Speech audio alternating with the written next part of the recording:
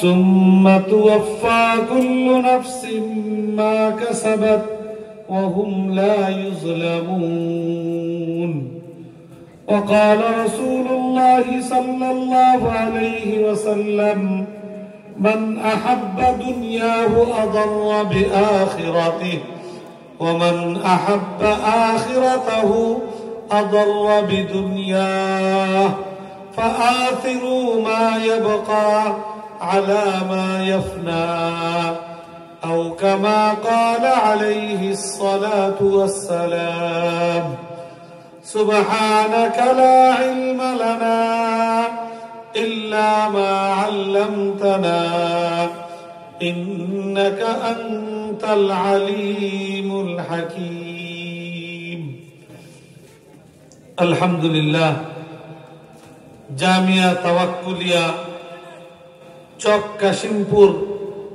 এই মাদ্রাসার উদ্যোগে আয়োজিত ৭৬তম বার্ষিক ইসলামী সম্মেলনের সম্মানিত সভাপতি, উপস্থিত উলামায়ে কেরাম, এলাকার মুরব্বিয়ানে কেরাম, দিনদার ভাইয়েরা, পর্দার আড়ালের আমার অত্যন্ত সম্মানিতা মা ও বোনেরা এবং আমার প্রাণ প্রিয় ছাত্র ভাইয়েরা, আমাদের কর্তব্য মহান রব্বুল আলামিনের দরবারে শুকরগুজারি আদায় করা, যিনি আমাদেরকে এই সুন্দর নুরানি মুবারক মাহফিলে সমবেত হয়ে উলামায়ে কেরামের সান্নিধ্যে বসে কোরআন সুন্নাহর আলোচনা শুনবার আমাদেরকে সুযোগ করে দিয়েছেন, তৌফিক দান করেছেন।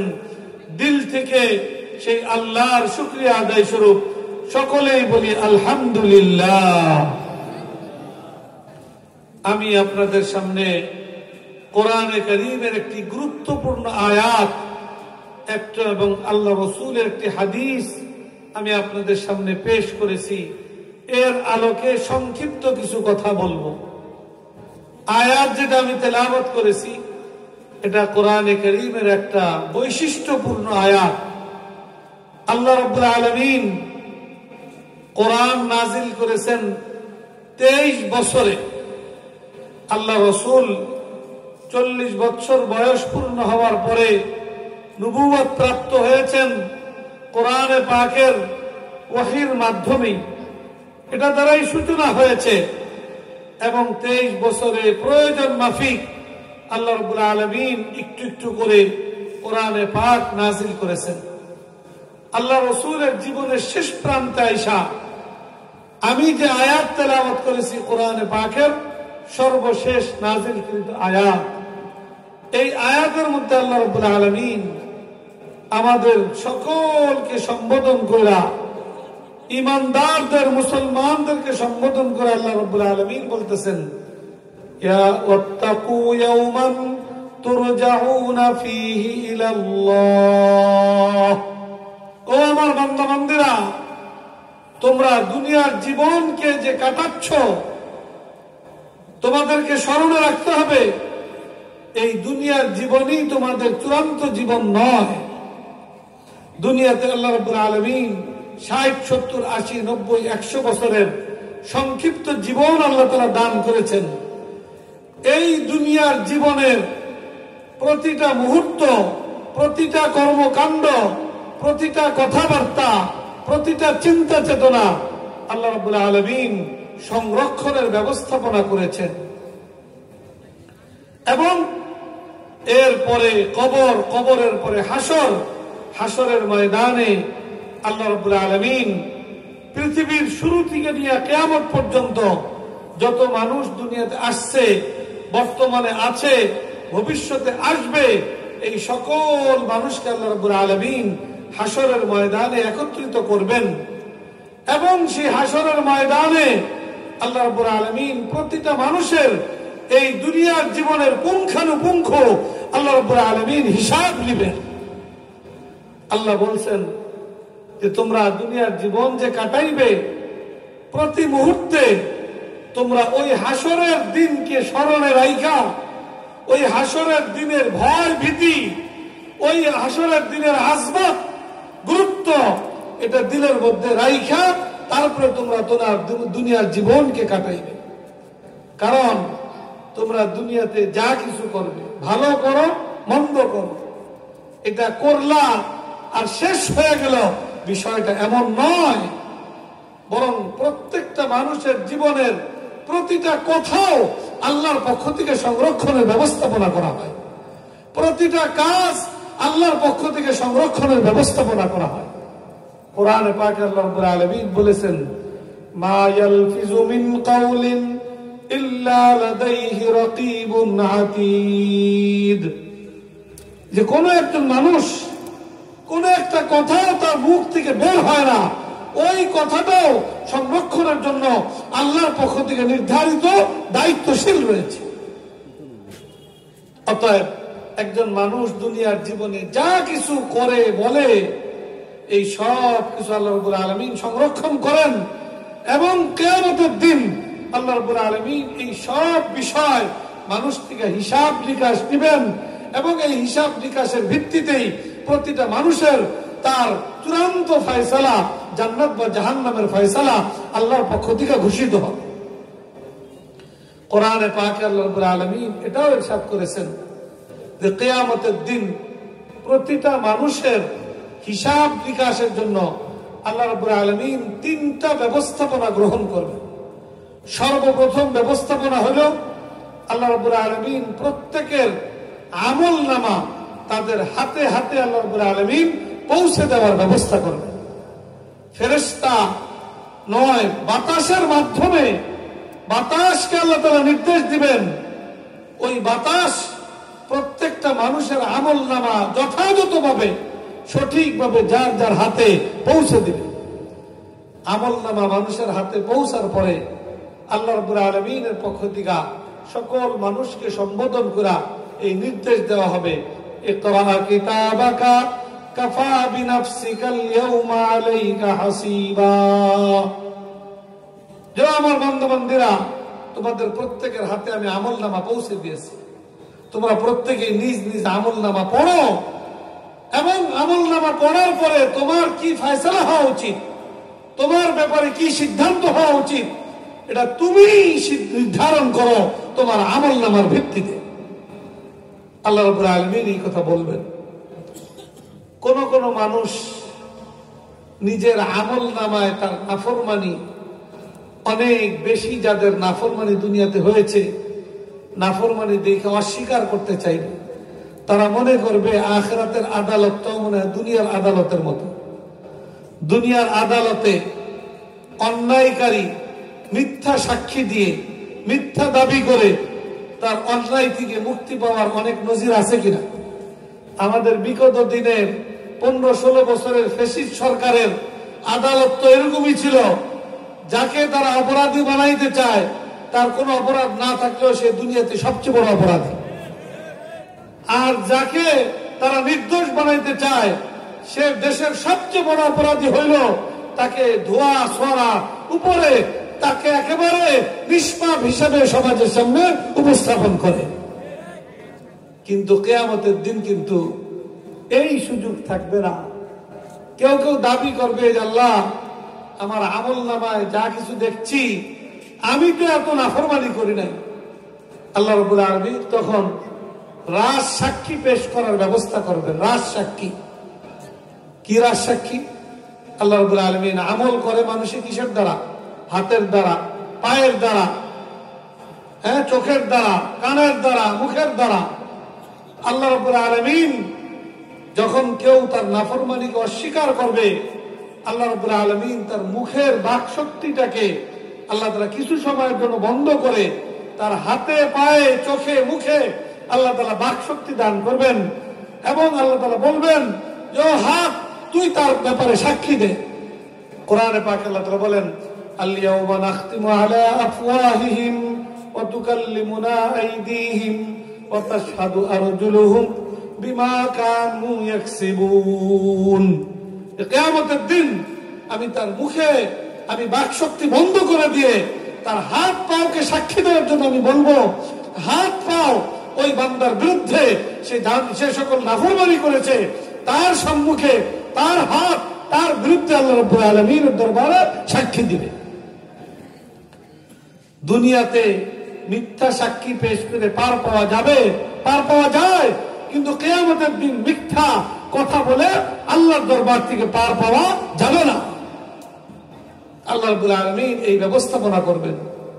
এরপরে সর্বশেষ আল্লাহ রাব্বুল আলামিন প্রত্যেকটা মানুষের চোখের সামনে তার আমল মাপার ব্যবস্থা করবেন।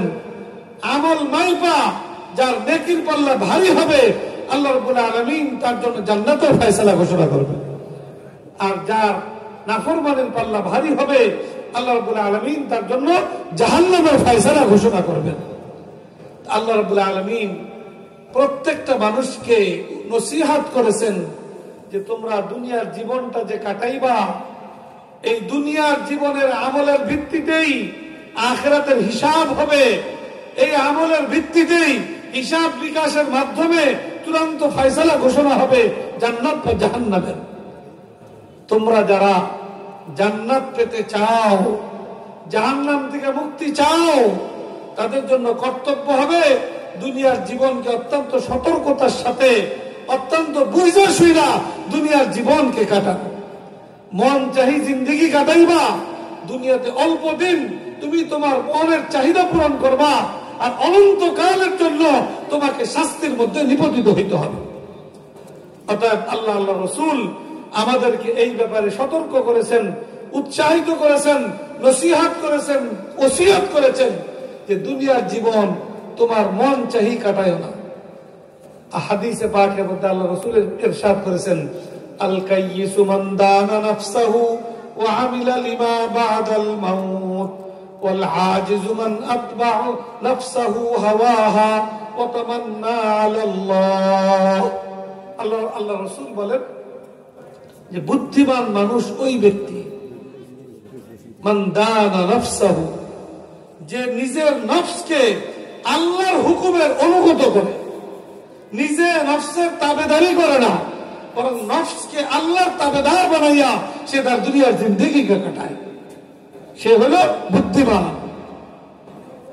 আল কাইয়িসু মান দানা নাফসাহু ওয়া আমিলা লিমা বাদাল মাউত, মৃত্যু পরবর্তী কবর, হাসর, পুল সিরাত পাড়ি দেওয়া যাবে যে আমল করলে সে সবসময় সেই আমলের প্রতি লক্ষ্য রাখে।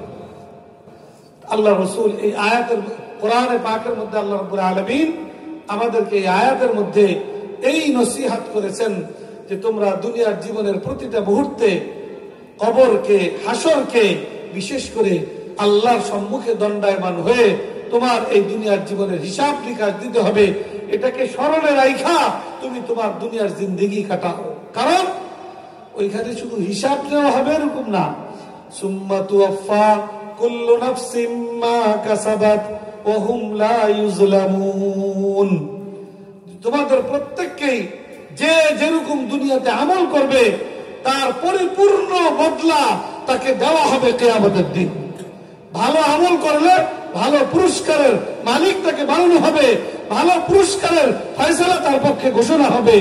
আর যদি মন্দ আমল করে থাকে তাহলে শাস্তি আর আযাব গজবের ফয়সালা তার জন্য ঘোষণা হবে। এখন আমরা আখিরাতে আমরা কামিয়াবি চাই, আমরা শান্তি চাই, আল্লাহ সন্তুষ্টির জায়গা জান্নাত চাই, না আমরা জাহান্নামের শাস্তি ভোগ করতে চাই? কি বলেন, কি চাই? আমরা যদি জান্নাত চাই তাহলে আমার দুনিয়ার জিন্দেগিতে জান্নাতি আমল কইরা আমাকে যাইতে হবে, তাইলে আল্লাহর কাছে সেই জান্নাতের প্রত্যাশা করতে পারবো। জান্নাতি আমলের মধ্যে প্রধানতম আমল হইল 5 ওয়াক্ত নামাজ পড়া। নামাজ পড়তে হলে নামাজ শিখতে হবে। আমাদের এই বাংলাদেশের 90% মুসলমানের দেশে অত্যন্ত দুঃখজনক বাস্তবতা হইল এখন মুসলমানদের নামাজ, রোজা, হজ, যাকাত শিখার আমাদের জাতীয় শিক্ষা ব্যবস্থায় কোনো ব্যবস্থাপনা রাখা হয়নি। একটা ছেলে বা মেয়ে প্রাইমারি স্কুল থেকে কলেজ, ইউনিভার্সিটি পর্যন্ত 17-18 বছর পরে পড়ার পরেও সে সূরা ফাতিহাটাও সহিশুদ্ধভাবে পড়ার যোগ্যতা অর্জন করতে পারে না। নামাজ পড়ার যোগ্যতা তার অর্জন হয় না। নিজের বাবা মার জানাজাটা পড়ানোর মতো যোগ্যতাও একটা মানুষ 17-18 বছর শিক্ষা গ্রহণের পরেও তার মধ্যে সেই যোগ্যতা তৈরি হয় না। অতএব আমাদেরকে আওয়াজ তুলতে হবে যে আমাদের শিক্ষা ব্যবস্থার মধ্যে কোরআন, মৌলিক ইসলাম নামাজ, রোজা, হজ, যাকাত, শিক্ষা, এটা আমাদের জাতীয় শিক্ষা ব্যবস্থার মধ্যে নিশ্চিত করতে হবে। আর পাশাপাশি আমাদের যে কোরআন সুন্নাহর শিক্ষা কেন্দ্র, এই সকল মাদ্রাসা, আলহামদুলিল্লাহ আপনাদের মাদ্রাসা তো ৭৬তম বার্ষিক মাহফিল, দীর্ঘ ৭৬ বছর ধরে কোরআন সুন্নাহর শিক্ষা সমাজে বিলিয়ে চলছে, সম্প্রসারিত করে চলছে। এই প্রতিষ্ঠানকে আরো কিভাবে বড় করা যায়, আরো ব্যাপক করা যায় খেদমাতকে, এর প্রতি আপনারা মনোনিবেশ করবেন। আর এই অত্র অঞ্চলের প্রতিটা মুসলমান বাবা মা তার প্রতিটা সন্তানকে, প্রতিটা ছেলে মেয়েকে ন্যূনতম কোরআন এবং ইসলাম শিক্ষা দেওয়ার তাকিদ এবং প্রয়োজনীয়তা অনুভব করবেন। যদি আপনি আপনার সন্তানকে কোরআন সুন্নাহ ইসলাম শিক্ষা দিতে ব্যর্থ হন, কিয়ামতের দিন আপনার সন্তান আপনার জান্নাতে যাওয়ার জন্য বড় ধরনের প্রতিবন্ধক হয়ে যাবে। আল্লাহর কাছে দরখাস্ত করবে যে আল্লাহ আমাকে জাহান্নামে দিবা, আমার বাবা মাকে জান্নাতে দিবা। এই কথা চলবে না। আমার জাহান্নামে যাওয়ার পিছনে আমার বাবা মাও বড় কারণ, অতএব তাদেরকে ডবল শাস্তি দিতে হবে। এই জন্য আমরা নিজেদের প্রতিটা সন্তানকে কোরআন সুন্নাহর শিক্ষা দেওয়ার প্রয়োজনীয়তা অনুভব করি। কোরআন সুন্নাহর এই শিক্ষা প্রতিষ্ঠানগুলোকে আরো কিভাবে মজবুত করা যায়, আরো কিভাবে এটাকে এর খেদমাতকে ব্যাপক করা যায়, এর প্রতি আমরা মনোনিবেশ করি। পাশাপাশি আমাদের স্কুল, কলেজ, ইউনিভার্সিটির শিক্ষা ব্যবস্থার মধ্যেও কি করা, নামাজ, কোরআন সুন্নাহর শিক্ষা, ন্যূনতম একটা শিক্ষা বাধ্যতামূলক ভাবে এই শিক্ষা ব্যবস্থার অন্তর্ভুক্ত করা যায়, এর জন্য আমাদেরকে সচেষ্ট হইতে হবে, আমাদেরকে দাবি তুলতে হবে, আমাদেরকে সোচ্চার হতে হবে। আল্লাহ রাব্বুল আলামিন আমাদের সকলকে এই বিষয়টা সঠিকভাবে অনুধাবন করে এর পক্ষে বলিষ্ঠ ভূমিকা পালন করবার তৌফিক দান করুন। সর্বোপরি জামিয়া তাওয়াক্কুলিয়া এই প্রতিষ্ঠানকে আল্লাহ তাআলা কবুল করুন। এই প্রতিষ্ঠানের সাথে, এই প্রতিষ্ঠানের পাশে আপনাদের সকলকে থাকবার আল্লাহ তাআলা তৌফিক দান করুন। আমার সময়ের খুবই স্বল্পতা, আল্লাহ চাহে তো ইনশাআল্লাহ আল্লাহ তাআলা কোনো সময় সুযোগ দিলে আবার অন্য সময় কখনো দীর্ঘ আলোচনা করব। আজকে আমার আলোচনা এখানেই শেষ করছি। আপনাদের সকলের জন্য দোয়া চাই, দোয়া করি, আমি নিজের জন্য দোয়া চেয়ে আমার আলোচনা এখানেই শেষ করছি। ওয়া আখিরু দাওয়ানা আলহামদুলিল্লাহি।